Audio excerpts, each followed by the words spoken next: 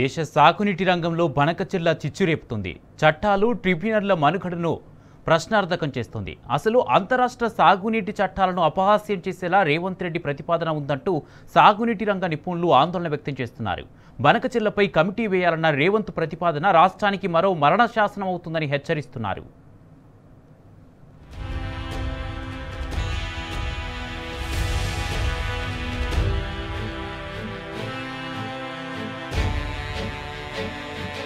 Telugu Ganga project Madras తాగునీటి కోసం మానవతా దృక్పథంతో కాగితాలపై రూపుదిద్దుకున్న ప్రాజెక్ట్ ఇదే. మరి నిజంగా నాటి మద్రాస్ నేటి చెన్నై గొంతును కృష్ణా జలాలు తడుపుతున్నాయా? అలాంటప్పుడు తెలుగు గంగ ప్రాజెక్టులో భాగంగా నిర్మించిన పోతిరెడ్డిపాడు ద్వారా ఏటా వందలాది టీఎంసీలు ఎక్కడికి పోతున్నాయి? ప్రతి సంవత్సరం చెన్నై సమీపంలోని పూంచికి 15 టీఎంసీలు తరలించేందుకు 1500 క్యూసెక్కుల వరద ప్రవాహంతో చేపట్టిన కాల్వలు ఇప్పుడు నదిని ఎందుకు మళ్లించుకుపోతున్నాయి? నాటి తెలంగాణ కాంగ్రెస్ నేతల్లో రాష్ట్ర ప్రయోజనాలు అనే సోయి లేకపోవడంతోనే రాష్ట్ర రైతాంగానికి ఇప్పుడు పోతిరెడ్డిపాడు ఒక భూతంలా తయారైంది. అయినా తెలంగాణ కాంగ్రెస్ కనీసం చరిత్ర నుంచైనా గుణపాఠాలు నేర్చుకోవడం లేదు. చంద్రబాబు రచించిన బనకచెర్ల ప్రాజెక్టుపై సీఎం రేవంత్ కమిటీని ప్రతిపాదించడమే ఇందుకు నిదర్శనం. బనకచెర్లను అంగీకరించడం అంటేనే తెలంగాణ గోదావరి జలాల్లో మరణ శాసనాన్ని లిఖించడమేనన్న నోటితోనే 2 రాష్ట్రాలతో కమిటీ వేయడమే కాదు, మనం వేసిన కమిటీ కాబట్టి అది చెప్పినట్టు వినాలి కదా అంటూ ముఖ్యమంత్రి తెలంగాణకు మరణ శాసనాన్ని లిఖించడం మొదలు పెట్టారని సాగునీటి రంగ నిపుణులు ఆందోళన వ్యక్తం చేస్తున్నారు.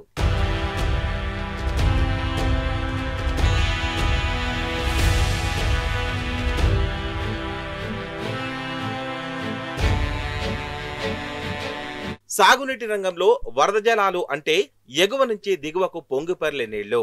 ఈ జలాల్లో నికర జలాలు, మిగులు జలాలు ఉంటాయి. గోదావరి బేసిన్ను తీసుకుంటే 75% డిపెండబిలిటీపై బేసిన్లోని 7 రాష్ట్రాలు తమ ప్రాజెక్టుల ఆధారంగా చేసుకున్న కేటాయింపులకు బచావతి ట్రిబ్యునల్ అధికారికంగా ఆమోదం తెలిపింది. ప్రస్తుతం సముద్రంలో కలిసే గోదావరి జలాల్లో 75% డిపెండబిలిటీపై జరిగిన కేటాయింపులు ఉన్నాయి. కృష్ణా జలాల్లో 75% డిపెండబిలిటీపై బేసిన్ రాష్ట్రాలకు బచావత్ 1976లో కేటాయింపులు చేసినప్పుడు నీటి పరిణామాన్ని 2060 టీఎంసీలుగా తేల్చింది. ఆ తర్వాత బ్రీజెస్ ట్రిబ్యునల్ 65% డిపెండబిలిటీపై చేసిన అధ్యయనంలో నీటి పరిమాణాన్ని 2578 టీఎంసీలుగా చూపారు. గోదావరి జలాల పంపిణీలో భాగంగా అప్పటికి అన్ని రాష్ట్రాలు చేసుకున్న ఒప్పందాలు, ఇతరత్రా సాంకేతిక అంశాలన్నింటినీ పరిగణలోకి తీసుకుని 75% డిపెండబిలిటీకి బచావత్ ఆమోద ముద్ర వేశారు. అందులో భాగంగానే ఉమ్మడి ఏపీకి దక్కిన 1480 టీఎంసీల గోదావరి జలాల్లో తెలంగాణకు 968 టీఎంసీలు, ఏపీకి 512 టీఎంసీలు దక్కాయి. మరి 65% డిపెండబిలిటీపై అధ్యయనం జరిగితే ఇంతకంటే ఎంత నీటి పరిమాణం ఎక్కువగా ఉందో తేలుతుంది. కానీ ఇప్పటి వరకు గోదావరిలో మిగులు అనేది ఉందా లేదా అని శాస్త్రీయంగా తేరలేదు. చంద్రబాబు బనకచెర్ల ప్రాజెక్టు నివేదికలో వరద, మిగులు జలాలు అని ప్రస్తావించారు. దీన్ని ఎత్తి చూపాల్సిన సీఎం రేవంత్ రెడ్డి అది చేయకపోగా కమిటీని ప్రతిపాదించారు. తద్వారా దీనిని ఆదర్శంగా తీసుకుని కేంద్ర ప్రభుత్వాలు ఏ నదీ బేసిన్లోనైనా 2 రాష్ట్రాలను కూర్చోబెట్టి ఓ కమిటీ వేసి మిగులు జలాల లెక్క తేలిస్తే బాధిత రాష్ట్రాలు గోడు వినేదెవరని నిపుణులు ప్రశ్నిస్తున్నారు.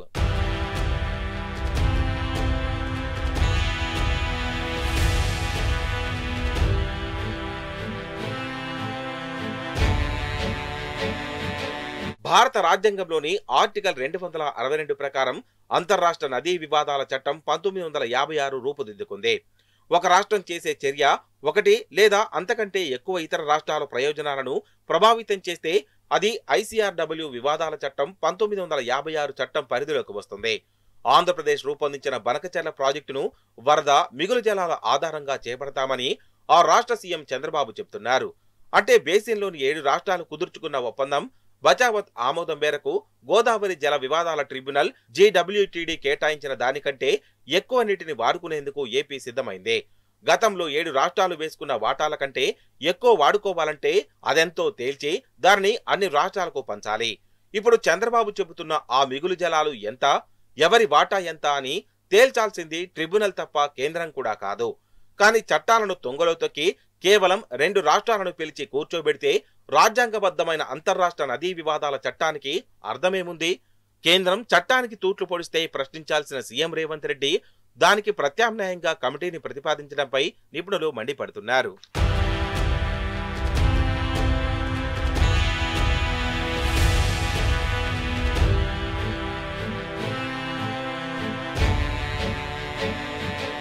ఆయా నదీ బేసిన్లోని రాష్ట్రాలకు జలాల పంపిణీ కోసం గతంలో కేంద్ర ప్రభుత్వాలు ట్రిబ్యునళ్లు వేశాయి.